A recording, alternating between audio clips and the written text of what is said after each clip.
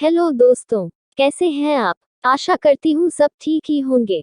दोस्तों, ट्रैकिंग करना किसे पसंद नहीं है। खूबसूरत पहाड़ियों में घूमने जाना, बहते झरने और बादलों के बीच, सच में बहुत ही अमेजिंग एक्सपीरियंस होता है। आज हम आपको ऐसे कुछ जगह के बारे में बताने जा रहे हैं जहां पर ट्रैकिंग करके आपको बहुत मजा आएगा। ज़ांस्कार घाटी। ज़ांस्कार लद्दाख के पूर्वी भाग में स्थित कारगिल का एक छोटा सा जिला है। उत्साही यात्रियों के लिए ज़ांस्कार घाटी हिमालय क्षेत्र में घूमने के लिए सबसे आकर्षक स्थानों में से एक है। ज़ांस्कार घाटी अपने ऊंचे बर्फ से ढके पहाड़ों और आसपास के परिदृश्य के लिए हमेशा प्रसिद्ध है, जिसमें भौगोलिक विशेषताओं की विशेषता है जो इस क्षेत्र के लिए अद्वितीय है। इस स्थान पर पहुंचना आपको जगमगाते स्वच्छ नदी के पानी और एक सुखद जलवायु से परिचित कराएगा जो इसे देखने लायक बनाता है। लेह से 105 किलोमीटर दूर स्थित ज़ांस्कार घाटी ने साहसिक उत्साही लोगों के बीच प्रसिद्धि अर्जित की है। कई गतिविधियों के साथ जिन्हें घाटी में आजमाया जा सकता है। यह हिमालय की यात्रा करने वालों के लिए सबसे लोकप्रिय हॉलिडे हॉटस्पॉट में से एक बन गया है। अधिकांश पर्यटक और ट्रैकर्स ज़ांस्कार घाटी के लिए 2 से 3 दिनों की यात्रा की योजना बनाते हैं। हैरानी की बात यह है कि हिमालय के इस सुदूर क्षेत्र में साल भर रहने की जगह मिलना मुश्किल नहीं है। सुको घाटी, मणिपुर। डजुको घाटी नागालैंड और मणिपुर की सीमा पर स्थित है। माना जाता है कि प्रकृति के बीच एकांत की तलाश में आए ट्रेकर्स और पर्यटकों के लिए डजुको घाटी किसी स्वर्ग से कम नहीं है। समुद्र तल से 2438 मीटर ऊपर और जकफू चोटी के पीछे स्थित जुकोओ घाटी का नाम वहां की नदी जुकोओ नदी से लिया गया है, जिसका अर्थ है ठंडा पानी। सुरम्य परिदृश्य कोमल लुढ़कती पहाड़ियों का एक मनोरम दृश्य प्रस्तुत करता है जो एक मंत्रमुग्ध करने वाले प्रभाव की गारंटी है। बरसात के मौसम के दौरान पूरी घाटी को फूलों से सज जाती है, जो इसे एक बहुत ही विशेष आकर्षण प्रदान करता है। अगर आप यहाँ ट्रैक करते हैं तो आप विविध प्रकार की वनस्पतियों के साथ हरे भरे दृश्यों का आनंद ले सकते हैं। यहाँ तक जुको और जकफू की बहती जुड़वां नदियाँ घाटी की सुंदरता को और उभारती है और मन को शांति की भावना प्रदान करने की गारंटी देती हैं। मणिपुर से नागालैंड तक जुकोओ घाटी के इस सुरम्य दौर के ट्रैक पर आपको कभी ना भूलने वाला एहसास मिलता है, जो आपको बहुत लंबे समय तक अचंभित कर देगा।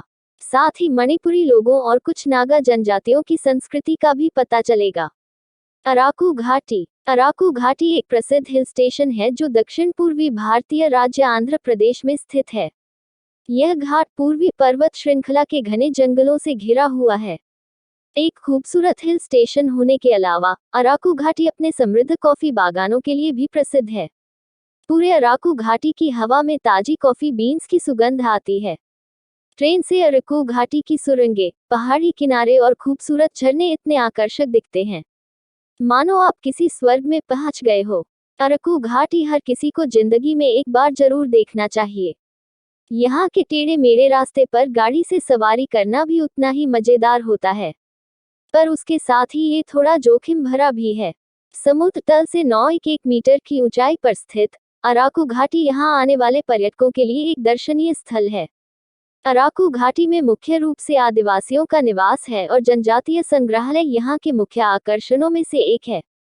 इसमें जनजातीय हस्तशिल्प और जनजातीय लोगों की जीवन शैली को दर्शाने वाली कई कलाकृतियां हैं।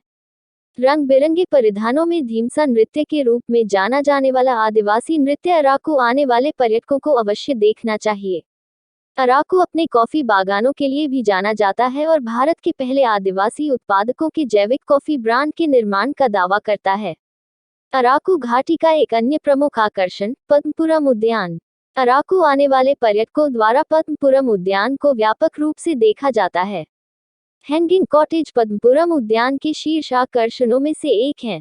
इस बगीचे में सुंदर पौधों और फूलों की एक विस्तृत विविधता है और बगीचे के चारों ओर टॉय ट्रेन की सवारी बच्चों के बीच काफी लोकप्रिय है।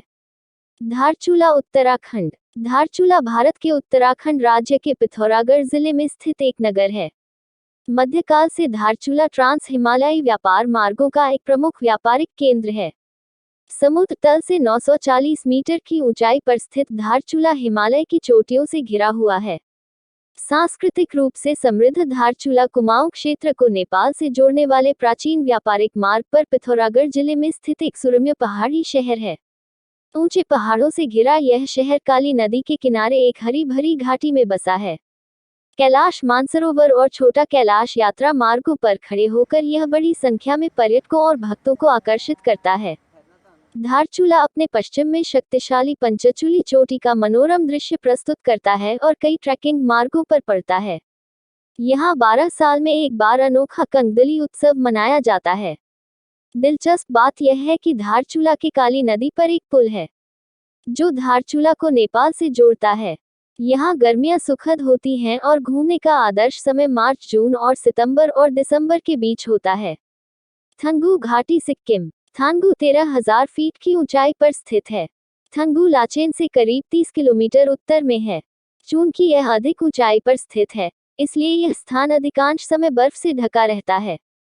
विशेष रूप से अक्टूबर से मार्च के महीने में भूमि बर्फ की सफेद चादर से ढकी रहती है, लेकिन यह सफेदी मई में फूलों के मौसम की शुरुआत के साथ कई रंगों के कोलाज में बदल जाती है।